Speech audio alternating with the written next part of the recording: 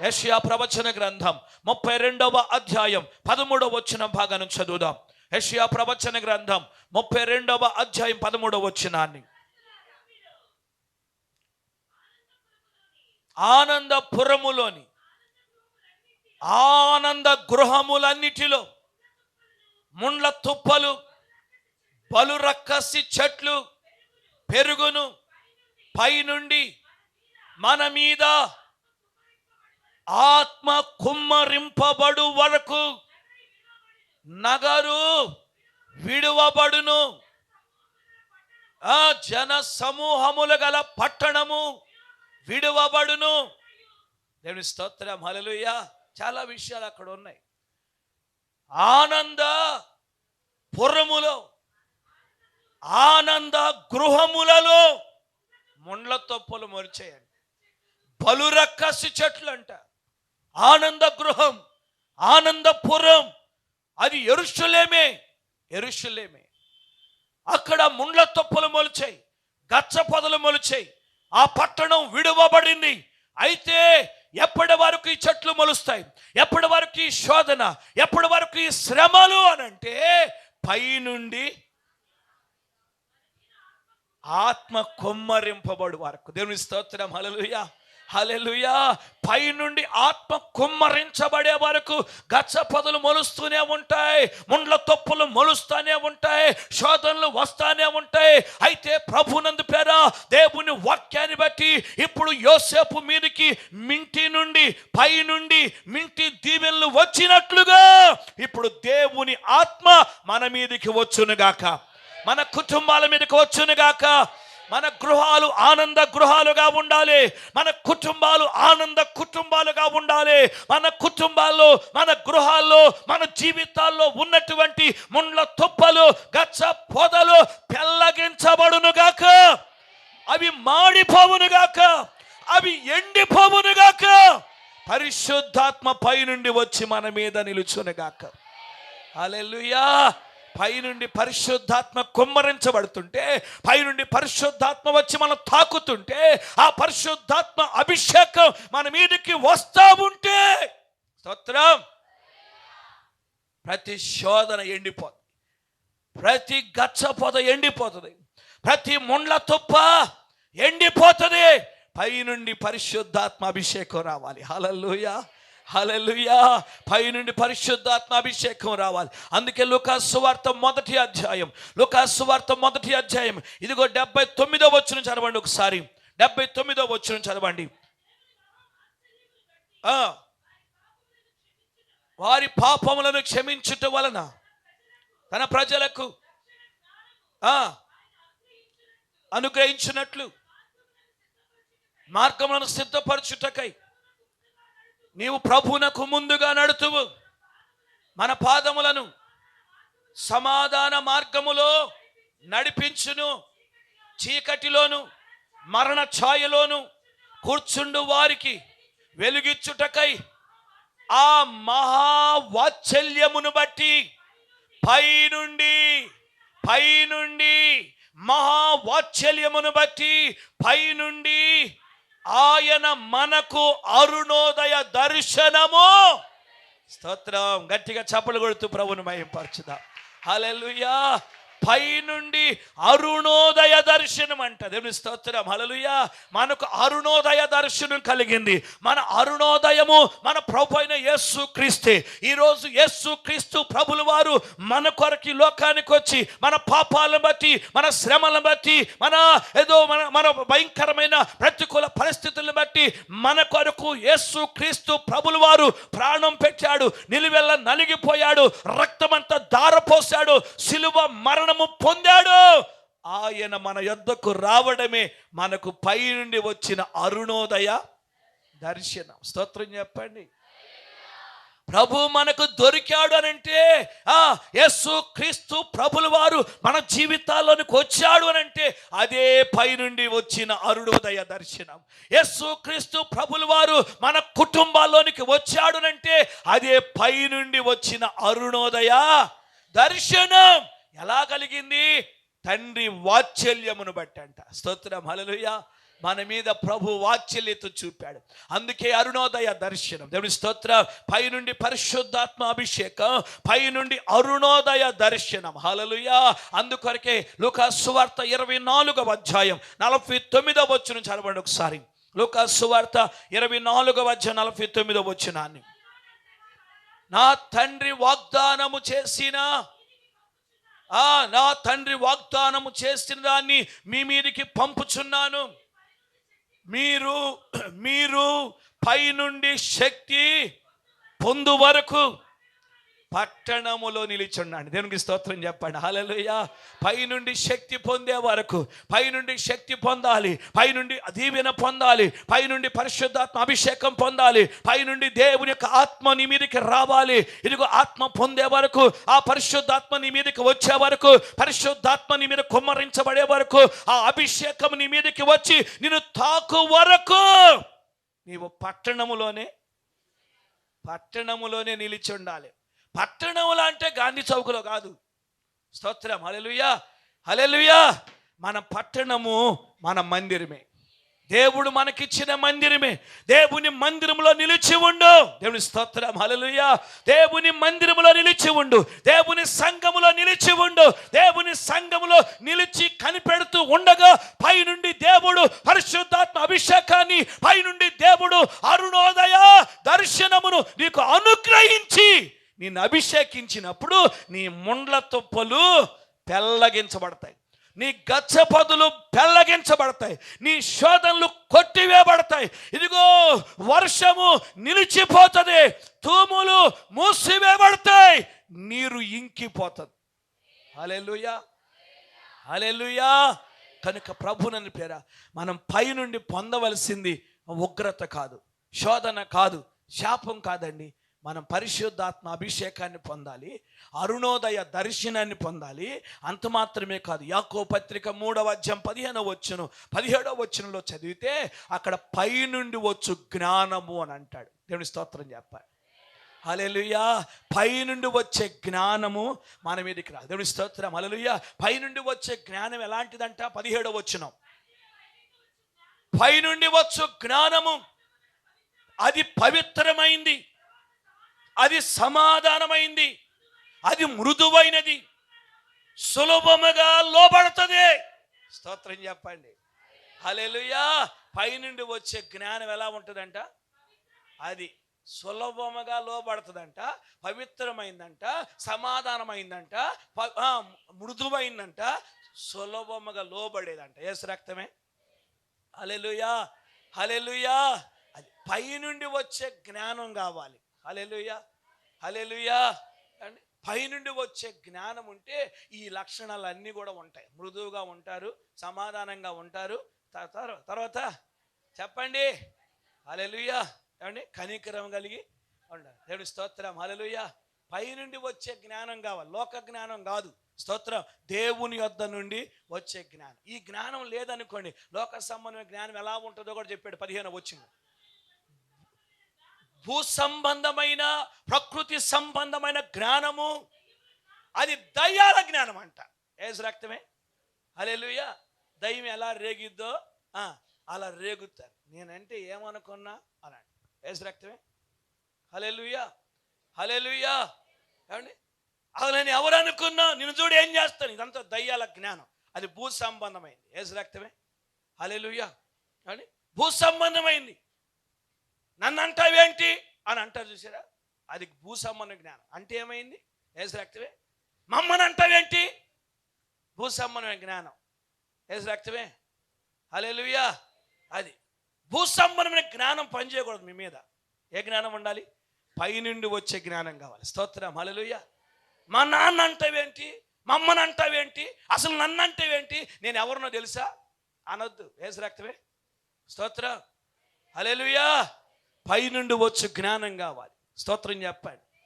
ఎవరైనా అంటే అసలు తట్టుకోలేరు. అసలు అంటే ఏమైంది అసలు అన్నయ్య? యేసు రక్తమే. స్తోత్రం. హల్లెలూయా. విరగ తీసుకోబాకండి. ఏదైనా అన్నారనగానే విరగ తీసుకోబాకండి. స్తోత్రం. హల్లెలూయా. కొంచెం పైనుండి వచ్చే జ్ఞానాన్ని కలిగి ఉండండి. పైనుండి వచ్చు జ్ఞానం అది ఎలా ఉంటుందంట?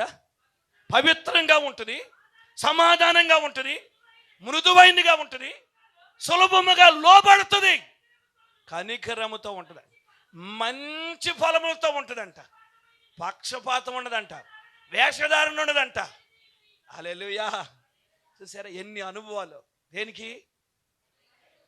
పైనుండి వచ్చే జ్ఞానం. స్తోత్రం. హల్లెలూయా, హల్లెలూయా. కనుక పైనుండి వచ్చే జ్ఞానం కావాలి, పైనుండి వచ్చే పరిశుద్ధాత్మ అభిషేకం కావాలి, పైనుండి వచ్చే అరుణోదయ దర్శనం కావాలి, పైనుండి వచ్చే జ్ఞానము కావాలి, ఈ అనుభవాలు కావాలి. అంతేగాని ఏదైతే ఏమైందిలే, ఏదొస్తే వస్తే రానే తర్వాత చూసుకుందాం అన్నద్దు. స్తోత్రం. కానీ వస్తే రాని తర్వాత చూసుకుందాం అన్నారు. ఉన్నారా చూసుకోటానికి? కానీ 120 సంవత్సరాలు నోవాహు సువార్త ప్రకటించాడుగా, దేవుని గురించి ప్రకటించాడుగా, వర్షం రాబోతుంది, వర్షం కుర్రబోతుందని చెప్పాడుగా. రాని వచ్చినప్పుడు చూసుకుందాం వాళ్ళు అన్నారు. చూసారా? అండి చూస్తానికి ఉన్నారా అసలు? ఏసు రక్తమే. హల్లెలూయా. అది కనుక అలాంటి స్థితిలో ఉండొద్దు, మూర్ఖంగా ఉండొద్దు. పైనుండి వచ్చే జ్ఞానం కావాలి. స్తోత్రం చెప్పండి. హల్లెలూయా. పైనుండి వచ్చే జ్ఞానం, పైనుండి వచ్చే దీవెన మనకు కావాలి. దేవుడు నిన్ను ఆశీర్వదిస్తాడు, నీకు కృప చూపుతాడు, నిన్ను ప్రేమించి నీ ప్రార్థన ఆలకించి నీ స్థితి గతి చూసి ప్రభు నీ కొరకు ఆకాశపు తూములు మూసివేసి వర్షాన్ని నిలిపివేసి ఇప్పుడు నీ కొరకు దేవుడు ఏం చేస్తున్నాడు తెలుసా? పైనుండి పరిశుద్ధాత్మ అభిషేకాన్ని కురిపిస్తా ఉన్నాడు, పైనుండి అరుణోదయ దర్శనాన్ని అనుగ్రహిస్తున్నాడు, పైనుండి జ్ఞానాన్ని దేవుడు నీకు చేస్తున్నాడు. కనుక పట్టణములోని నిలిచి ఉండు, యెరూషలేములోని నిలిచి ఉండు, అనగా దేవుని మందిరములోనే నిలిచి ఉండి నీవు అనుభవించాలి, నువ్వు పొందుకోవాలి, నువ్వు దీవెనకరంగా ఉండాలి. హల్లెలూయా. కనుక అలాంటి ఆశీర్వాదానికి మనము వారసులం కావాలనే మన ప్రభు అయిన యేసుక్రీస్తు మన కొరకు పట్టబడి నిలువెల్ల నలిగిపోయి రక్తమంతా ధారపోసి మన ప్రభు మన కొరకు ప్రాణం పెట్టాడు. హల్లెలూయా. ప్రభు ఇంత త్యాగం మన కొరకు చేసింది. ఎవరు చేయలేని త్యాగం, ఎవరు చూపలేని ప్రేమ మన ఎడల ప్రభు చూపింది. మనం ఆశీర్వాదానికి వారసులం అవటానికే. హల్లెలూయా. ఆశీర్వాదానికి వారసులు అవటానికే. కనుక ప్రభు సన్నిధిలో ప్రార్థన చేస్తూ, ప్రభా నోవాహు దినాల్లో నోవాహుని కాపాడటానికి, నోవాహుని రక్షించటానికి, నోవాహు కొరకు ఎలాగూ నీవు తూములు మూసివేసావో అయ్యా, నా జీవితంలో తూములు మూసివేయ్యా. వర్షాన్ని ఎలాగూ నిలిపివేసావో నా శోధనల వర్షాన్ని నిలిపివేయ్యా. ఎన్నో శోధనల చేత కొట్టబడుతున్నాను, ఎన్నో సమస్యల చేత కొట్టబడుతున్నాను, బయటికి రాలేకపోతున్నానయ్యా, తల ఎత్తుకోలేకపోతున్నానయ్యా, అయ్యా కాలు నిలపలేకపోతున్నానయ్యా. అయ్యా శోధనల వర్షాన్ని ఆపివేయ్యా, శోధనల ఉగ్రత ఆపివేయ్యా. అయ్యా కృప చూపయ్యా అని చెప్పి దేవుని సన్నిధిలో ప్రార్థన చేయి. ప్రియమైన సహోదరుడా సహోదరి, నువ్వు ఏ శోధనలో ఉన్నా, ఏ సమస్యల్లో ఉన్నా, దేవుని సన్నిధిలో నోవాహు ఎలాగూ ఓడలో ఉండి కనిపెట్టాడో అలాగూ నువ్వు కనిపెట్టగలిగితే, ప్రార్థన చేయగలిగితే, ప్రభువుకు మొర్ర పెట్టగలిగితే ఇప్పుడే దేవుడు నీ కొరకు ఆ తూములు మూసివేస్తాడు, శోధనల తూములు మూసివేస్తాడు, ఉగ్రత తూములు మూసివేస్తాడు, శ్రమల వర్షాన్ని నిలిపివేస్తాడు, అద్భుతమైన కార్యాన్ని ప్రభు జరిగిస్తాడు. పైనుండి నీ మీదికి ఆ పరిశుద్ధాత్మ అభిషేకాన్ని కురిపించి నీ ముండ్ల చెట్లు, నీ గచ్చ పొదలు తెల్లగించి వేస్తాడు, ఎండిపోయేటట్టు చేస్తాడు. అద్భుతమైన కార్యాలు చేయటానికి దేవుడు మన కొరకు సిద్ధంగా ఉన్నాడు. మనం సిద్ధంగా ఉండి ప్రభు తట్టు చూస్తూ ప్రార్థన చేద్దాం. అందరూ మోకరించండి, కళ్ళు మూసుకోనండి. ఒక్క నిమిషం పాటు దేవుని స్తుతిస్తూ ప్రభు సన్నిధిలో ప్రార్థన చేయండి. ఎవరు మౌనంగా ఉండొద్దు, ఎవరు అనాలోచనగా ఉండొద్దు. మోకరించండి, చక్కగా మోకరించండి. వీలైతే మోకాళ్ళ మీద లేచి నిలబడండి. ఆకాశం వైపు చేతులు ఎత్తగలిగితే చేతులు ఎత్తండి. చేతులు ఎత్తుట మంచిది, చేతులు ఎత్తుట మంచిది. జయముంది చేతులు ఎత్తుటలో, జయముంది. చేతులు ఎత్తి దేవుని స్తుతించండి. చేతులు ఎత్తగలిగిన వారు చేతులు ఎత్తండి. ప్రభు తట్టు చూడండి. నోవాహు ప్రభు తట్టు చూసినట్లుగా ప్రభు తట్టు చూద్దాం. నిజమేనయ్యా, అయ్యా నోవాహుని కాపాడటానికి భూమి మీద ఉన్న సమస్తము నశించిపోయిందయ్యా, భూమి మీద ఉన్న సమస్త జీవరాశులు నశించిపోయాయ్యా, భూమి మీద ఉన్నటువంటి మనుషులందరూ నశించిపోయారయ్యా. కానీ నోవాహుని బ్రతికించటానికయ్యా, నోవాహుని కాపాడటానికి తూములు మూసివేసావయ్యా. వర్షాన్ని నిలిపివేసేవయ్యా. అయ్యా కృప చూపయ్యా. అయ్యా నన్ను కూడా జ్ఞాపకం చేసుకో. నోవాహుని జ్ఞాపకం చేసుకున్నట్టు నన్ను జ్ఞాపకం చేసుకోయ్యా. అయ్యా నా మీదకు వచ్చుచున్న ఉగ్రతలు అయ్యా నిలిపివేయ్యా. శోధనలు నిలిపివేయ్యా. అయ్యా శోధనల తూములు మూసివేయ్యా. ఉగ్రత తూములు మూసివేయ్యా. శ్రమల తూములు మూసివేయ్యా. వర్షాన్ని నిలిపివేయ్యా. ప్రచండమైన వర్షమయ్యా, ప్రచండమైన ఉగ్రతయ్యా, ప్రచండమైన శ్రమలయ్యా, ప్రచండమైన శోధనలయ్యా. అయ్యా నిలిపివేయ్యా. నువ్వు కృప చూపయ్యా. నీవు తప్ప నాకెవరున్నారయ్యా? అయ్యా నా దేవుడు నీవే కదా, నా తండ్రివి నీవే కదయ్యా. నన్ను విడిచిపెట్టొద్దయ్యా. అయ్యా నా మీదకి ఉగ్రత కాదయ్యా, నీ పరిశుద్ధాత్మ అభిషేకం పైనుండి రావాలయ్యా. అయ్యా నీ అరుణోదయ దర్శనం పైనుండి రావాలయ్యా. అయ్యా జ్ఞానము పైనుండి రావాలయ్యా. లోక సంబంధమైన జ్ఞానము కాదయ్యా. అయ్యా ఇహ లోక సంబంధమైన జ్ఞానము కాదయ్యా. అయ్యా ఈ లోక అయ్యా అరుణోదయ దర్శనం కాదయ్యా. పైనుండి వచ్చే అరుణోదయ దర్శనం కావాలి. పైనుండి వచ్చే అభిషేకం నాకు కావాలి. ఇప్పుడే నీ అభిషేకంతో నింపయ్యా. ఇప్పుడే నీ అభిషేకముతో నింపయ్యా. ఇప్పుడే పైనుండి వచ్చే అభిషేకముతో నింపయ్యా.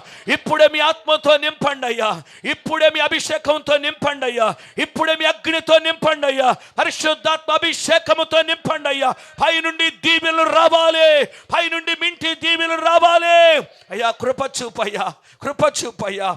నన్ను విడిచిపెట్టొద్దయ్యా, నన్ను దాటిపోవద్దయ్యా అని చెప్పి దేవుని స్తుతించు. అందరికి కూడా చెప్పండి, స్తుతులు చెప్పండి. ప్రభుని అడగండి. నీ ప్రార్థన ప్రభు వింటున్నాడు. నీ ప్రార్థన ప్రభు వింటున్నాడు. నీ హృదయాన్ని ప్రభు చూస్తున్నాడు. ఎంత నలిగిపోయి ఉన్నావో, ఎంత శోధనలో ఉన్నావో నేను చూస్తున్నాడు ప్రభు. ఇదిగో ఎంతగా కొట్టబడుతున్నావో ప్రభు నిన్ను చూస్తున్నాడు. నీ చెంపల మీదుగా కారుతున్న కన్నీరు దేవుడు చూస్తున్నాడు. ఎంతో వేదన పడుతున్నావు అని ప్రభు గ్రహిస్తున్నాడు. నీకు ఇప్పుడు విడుదల కలిగే రోజు, నీకు విడుదల కలిగే రోజు. నీ కొరకు తూములు మూసివేసే రోజు ఇది. నీ కొరకు వర్షాన్ని నిలిపివేసే రోజు ఇది. నీ కొరకు గచ్చ పొదలు పెళ్ళగించబడే రోజు ఇది. గచ్చ పొదలు పెళ్ళగించబడి ముండ్ల తొప్పలు తొలగించబడే రోజు ఈరోజు. అద్భుతమైన కార్యాన్ని ప్రభు నీ పట్ల చేస్తున్నాడు. కల్వరి సిలువలో రక్తము కార్చిన యేసయ్య, నిలువెల్ల నలిగిపోయిన యేసయ్య, ప్రాణం అర్పించిన యేసయ్య నీ కొరకు గొప్ప కార్యం చేయబోతున్నాడు. పైనుండి దీవెన దయచేయబోతున్నాడు. పైనుండి ఆత్మను దయచేయబోతున్నాడు. పైనుండి అరుణోదయ దర్శనం ఇవ్వబోతున్నాడు. పైనుండి జ్ఞానం ఇవ్వబోతున్నాడు. అందరు గట్టిగా చప్పలు కొడుతూ ప్రభుకు స్తుతులు చెల్లిద్దాం. హల్లెలూయా, హల్లెలూయా, హల్లెలూయా. దైవమామిస్తూ పరిశుద్ధుడా, ప్రేమగల తండ్రి, మీ సన్నిధిలో బిడ్డలు ప్రార్థన చేస్తున్నారు. మీ బిడ్డలను జ్ఞాపకం చేసుకోయ్యా. ఆకాశపు తూములు విప్పబడి ప్రచండమైన వర్షం కురిసి శోధనల చేత, ఉగ్రత చేత, శ్రమల చేత, రోగాల చేత, ప్రతికూల పరిస్థితుల చేత ఎంతగానో కొట్టబడుతూ ఉన్నారయ్యా. అయ్యా కొట్టబడుతూ ఉన్నారు. ఆ శ్రమల నుండి విడుదల పొందటానికి అయ్యా మీ మందిరంలోనికి వచ్చారయ్యా.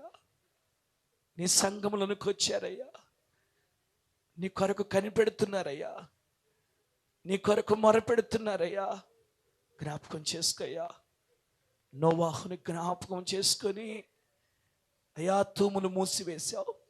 నోవాహుని జ్ఞాపకం చేసుకొని వర్షాన్ని నిలిపివేసేవయ్యా. అయ్యా ఈరోజే, ఈ సమయం అందే, ఇప్పుడే అయ్యా మా ప్రజల జ్ఞాపకం చేసుకోయ్యా. అయ్యా కుటుంబాల జ్ఞాపకం చేసుకోయ్యా.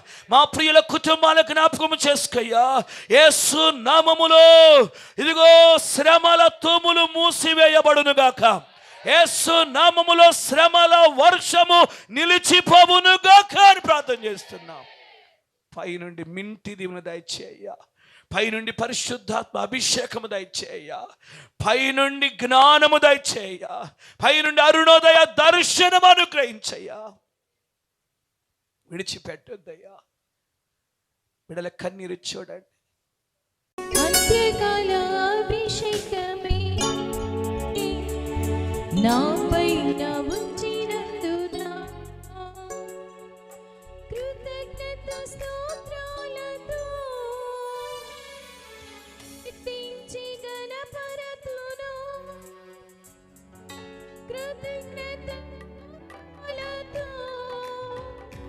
నిన్ను కీర్తించి ఘనపరతును. నవనూతన మార్గములో నన్ను నడిపిన యేసయ్యా. నవనూతన మార్గములో నన్ను నడిపిన యేసయ్యా. ఆరాధన నీకే,